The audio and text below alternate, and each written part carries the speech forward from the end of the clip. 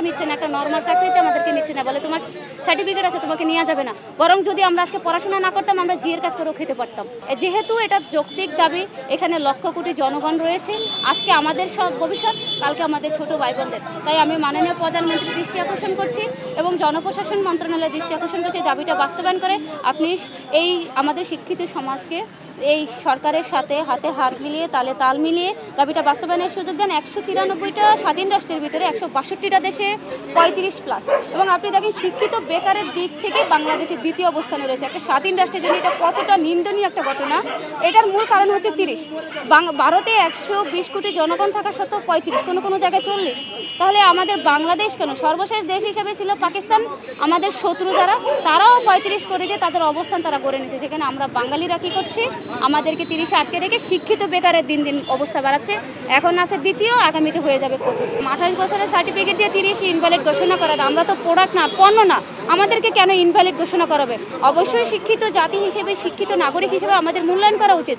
আমরা সরকারকে বলিনি যে আমাদের ঘরে ঘরে চাকরি দিয়ে দেন। 26 লাখ শিক্ষার্থী যদি 1 মাসের আবেদন ফিও দেয়, তাও 1000 কোটি টাকা, 2000 কোটি টাকা হয়ে যাচ্ছে।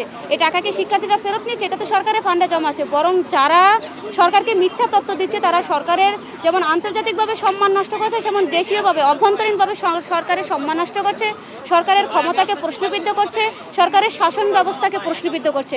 কেননা তাদের কারণে শিক্ষার্থীরা বারবার রাজপথে আছে। এতে সরকারের সম্মান নষ্ট হচ্ছে, শিক্ষার্থীর সম্মান নষ্ট হচ্ছে, সেই দেশের সম্মান নষ্ট হচ্ছে। তাই আমি মাননীয় প্রধানমন্ত্রী, আপনি আমাদের এই জনগণের জন্য, এই শিক্ষার্থীদের জন্য কাজ করছেন, সারা বাংলাদেশের জনগণের জন্য আপনি কাজ করছেন।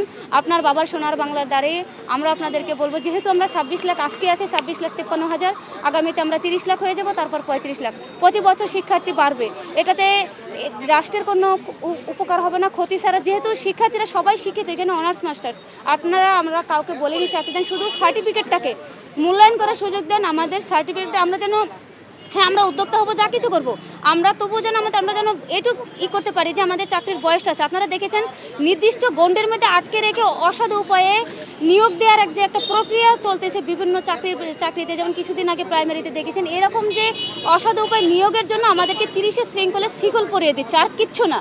এখানে সরকারকে ক্ষতি করে তারা এক শ্রেণীর লোক মুনাফা ইনকাম করছে, তারা লাভবান হচ্ছে, অথচ সরকারকে তারা ক্ষতিগ্রস্ত করছে। সরকারকে আর্থিকভাবে ক্ষতিগ্রস্ত করছে, সামাজিকভাবে ক্ষতিগ্রস্ত করছে, রাজনৈতিকভাবে করছে, সামাজিকভাবে করছে, সর্বদিক থেকে সরকারকে ক্ষতিগ্রস্ত করে তারা লাভবান হচ্ছে।